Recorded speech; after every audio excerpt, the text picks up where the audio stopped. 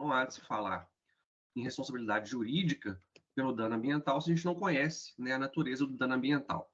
O dano ambiental, numa perspectiva mais simples, é a intervenção ambiental sem autorização legal.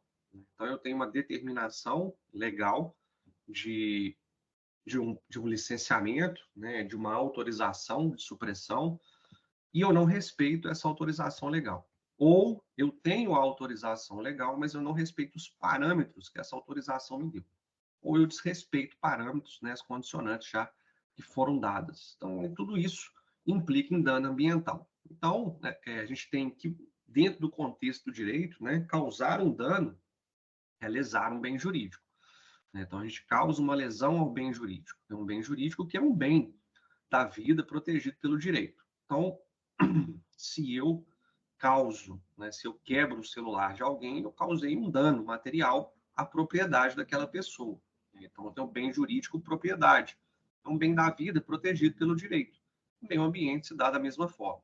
Então, a lesão causada a um bem jurídico é chamada de dano. O dano ambiental trabalha na perspectiva do dano ao meio jurídico, meio ambiente, partindo dessa ideia de que para haver um dano, eu tenho uma intervenção não autorizada. Né? Então, a gente tem aqui as determinações daquilo que seria, do que é, na verdade, o dano ambiental.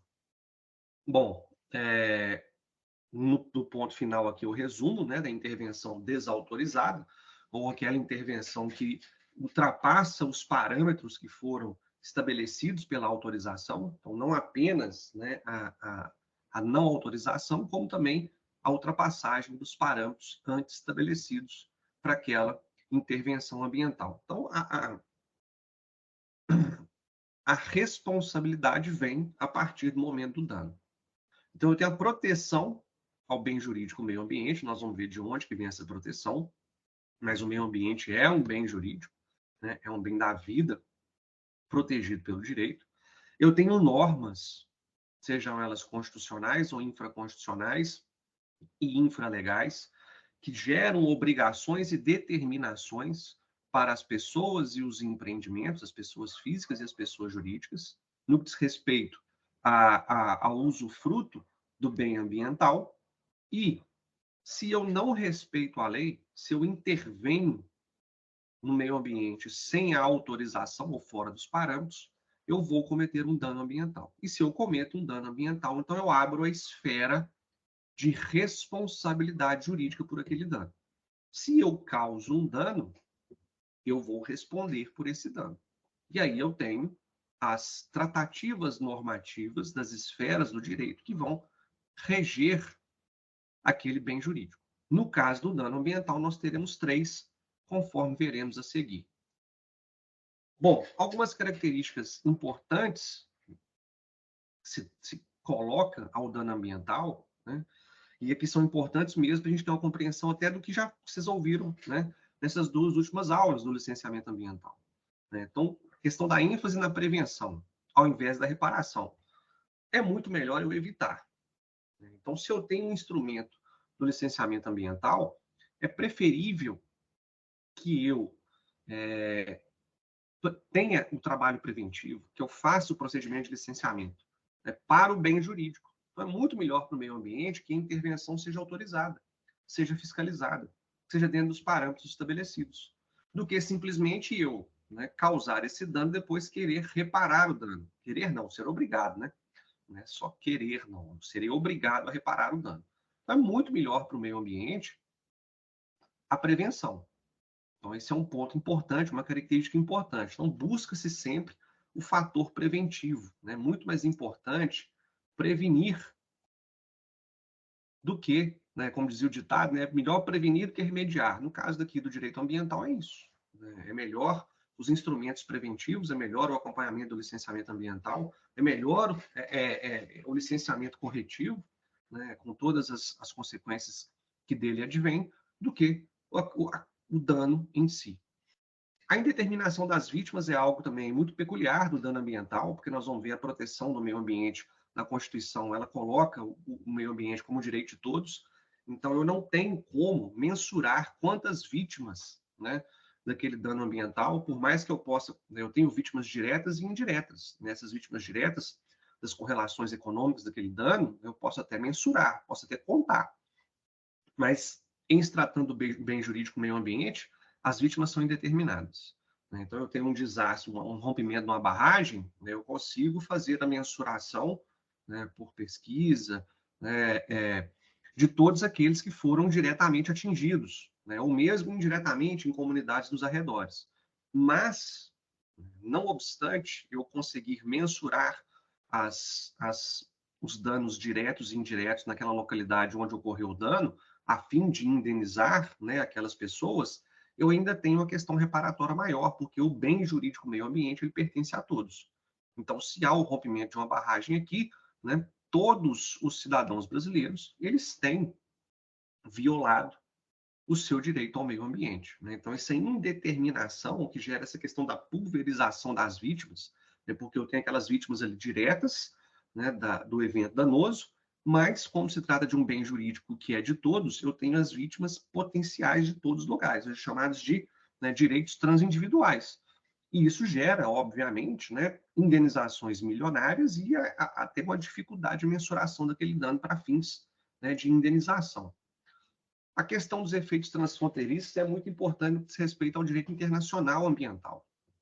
Então, a gente está passando por uma situação climática até peculiar nessa semana, né? Vários alertas da Defesa Civil sobre o intenso calor que estamos sofrendo, e não se sabe, né? Ou se sabe de onde, né? Qual a origem dos eventos climáticos que geram essas consequências. Então, esses efeitos transfronteiriços, eles são de municípios, de estados e de países. Nesse rompimento de barragem aqui, que ocorreu, né, em Mariana, desagou-se, né, no oceano, lá no Espírito Santo. Então, 2 estados foram atingidos, né, e uma enorme idade de municípios. Então, né, um rompimento de barragem em Mariana, que é ali, né, aqui próximo de Belo Horizonte, perto, né, da região de Belo Horizonte, ele causa danos, né, chegando até, né, os oceanos. E dependendo da situação e do quantitativo daquilo que foi dos efluentes lançados, pode ainda, via corrente marinha, chegar, inclusive, a outros países.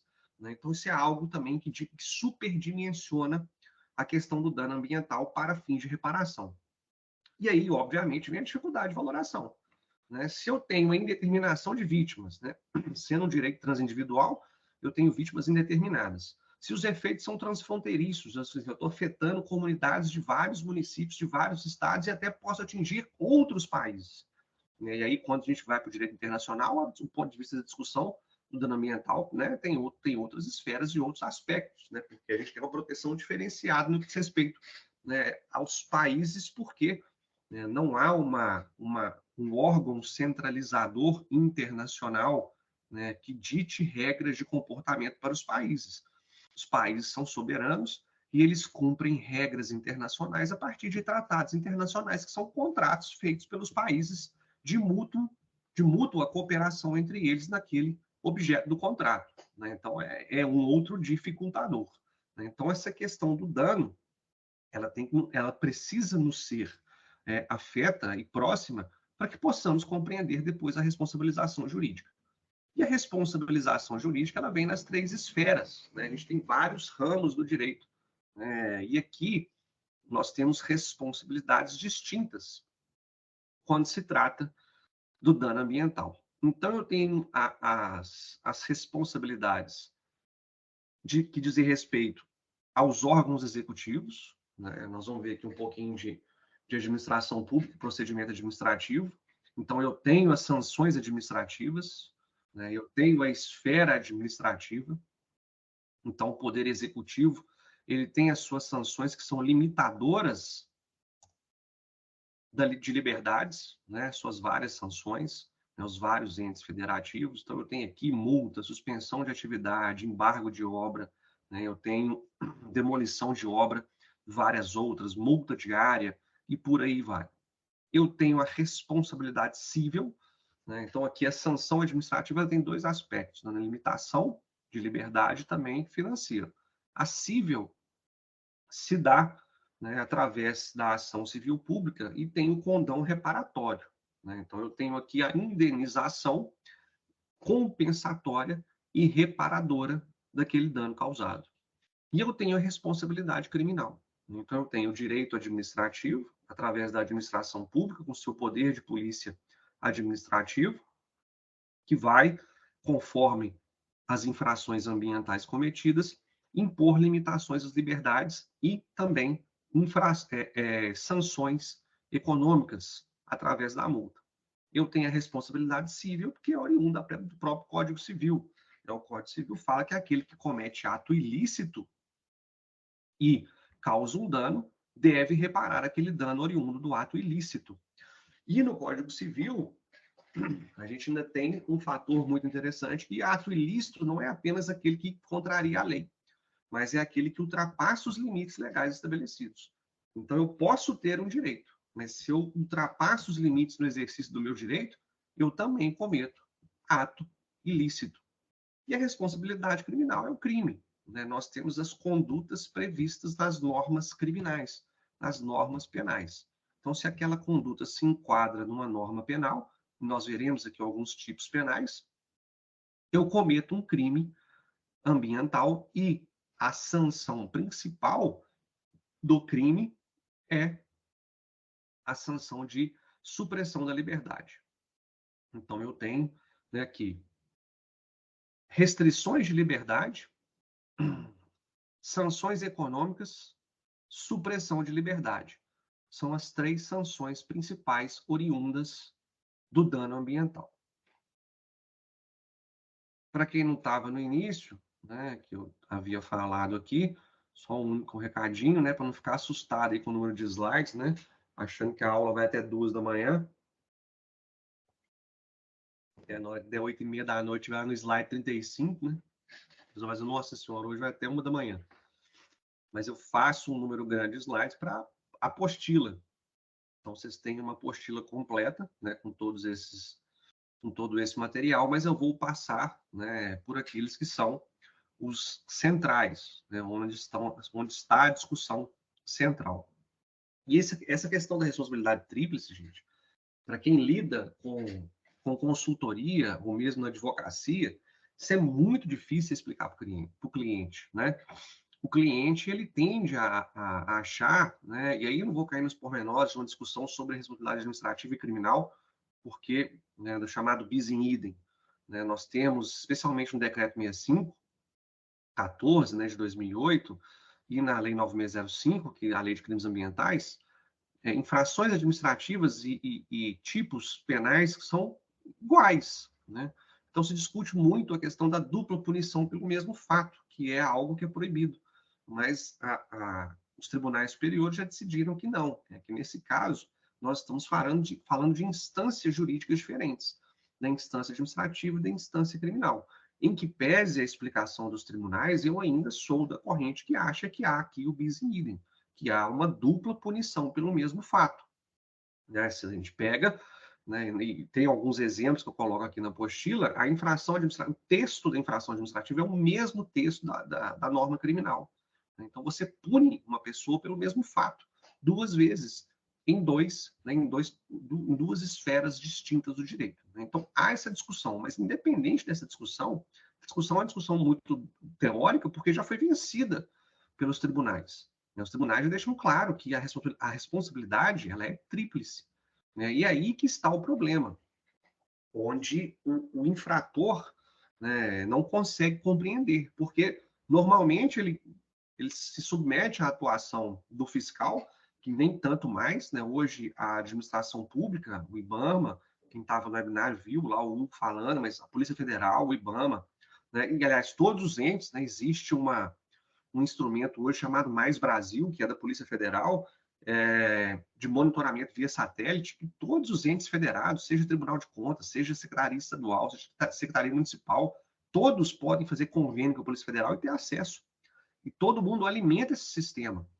Né? Então, todos os entes, né, têm acesso ao Mais Brasil e eles têm imagens de satélite. Então, sabe onde que é uma queimada, né? Tem alerta, o sistema ele gera alerta quando há uma supressão de vegetação, né? Tem um mapa de calor.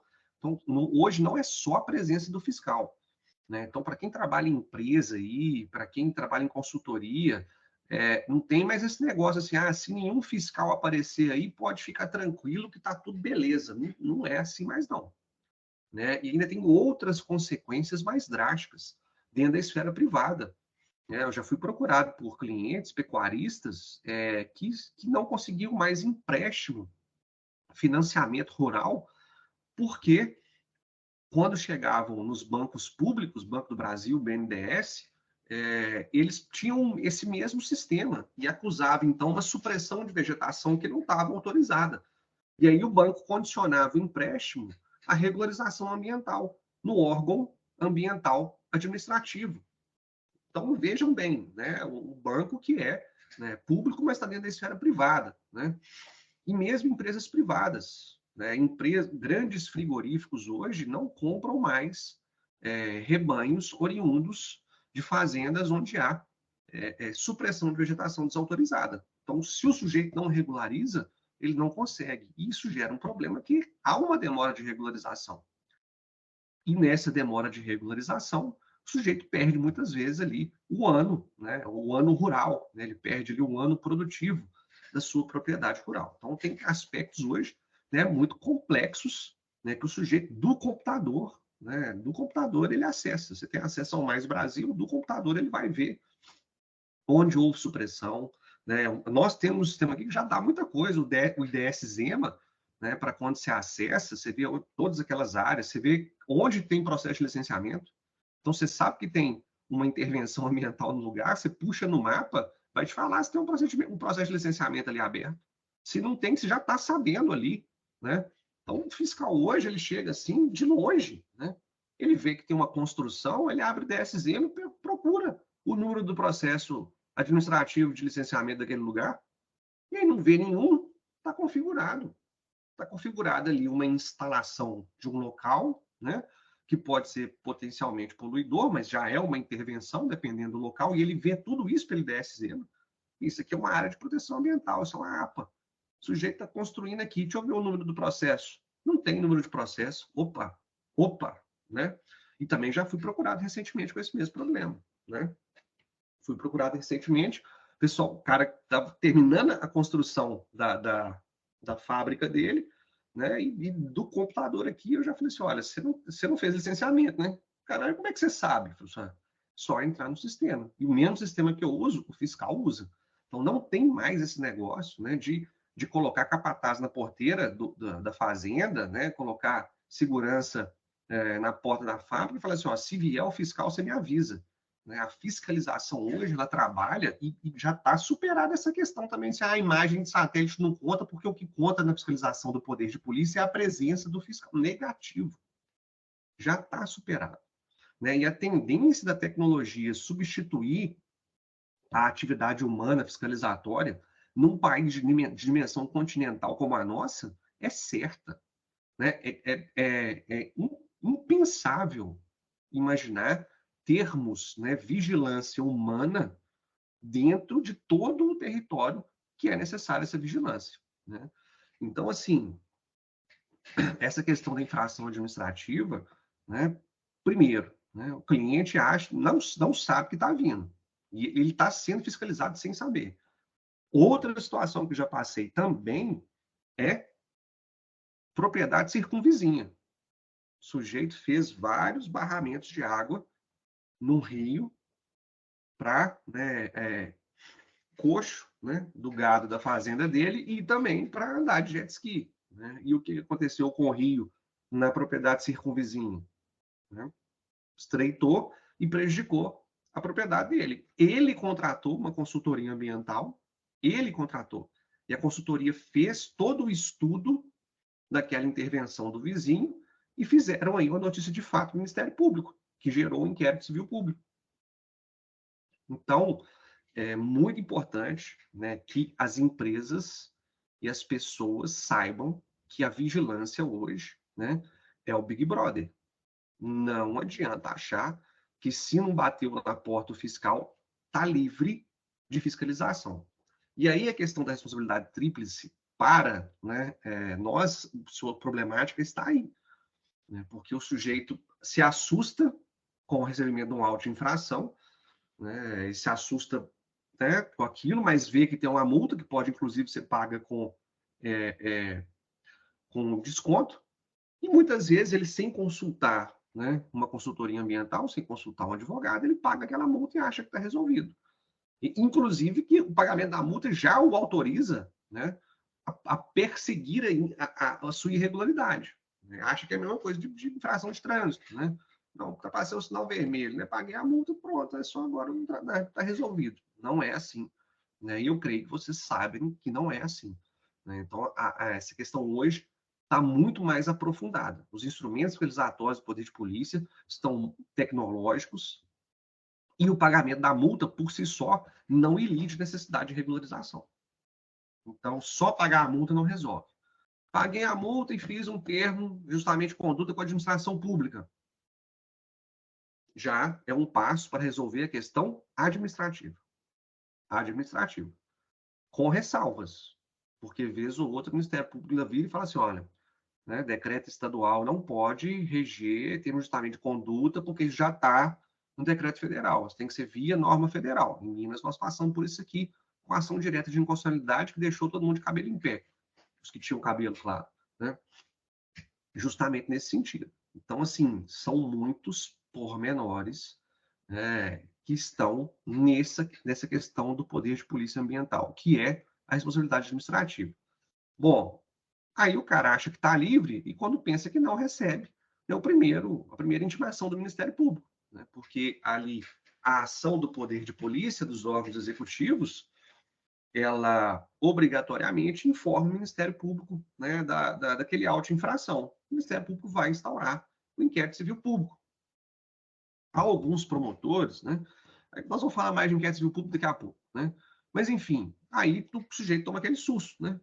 Vira para você e fala assim, não, mas eu já paguei. Tá aqui, eu já paguei, agora vem de novo. Não, tá errado. Né? Então, é assim. Então, a primeira lapada, né, normalmente é administrativa. Depois nós temos a segunda, que é o inquérito civil público, que é a responsabilidade civil. E, né, também há o encaminhamento desse auto de infração para o Ministério Público naquilo que diz respeito, né, à esfera criminal. O Ministério Público tem a área ambiental e tem a área criminal. Então, o auto de infração é encaminhado para as duas. Tem instauração do inquérito civil público para apuração da responsabilidade civil e eu tenho a denúncia, né? Ou o Ministério Público manda para uma delegacia, né, para a Polícia Civil investigar melhor, né, aquele crime ambiental, ou com os dados que ele já tem, ele já oferece a denúncia daquele crime ambiental. E o sujeito vira réu num processo criminal. E isso, né, eu sempre brinco com os meus clientes, né? É uma bola de neve descendo a montanha. Então, quando você acha, né, que você está tomando a última porrada, a bola de neve ainda está começando a descer. Está começando a descer. Então, é a série de consequências, né, que advém da intervenção ambiental não autorizada. Né? Então, vocês passaram 2 dias aqui compreendendo o que é a intervenção ambiental autorizada. Como proceder para obter a autorização de intervenção, que, no fim, é a licença ambiental.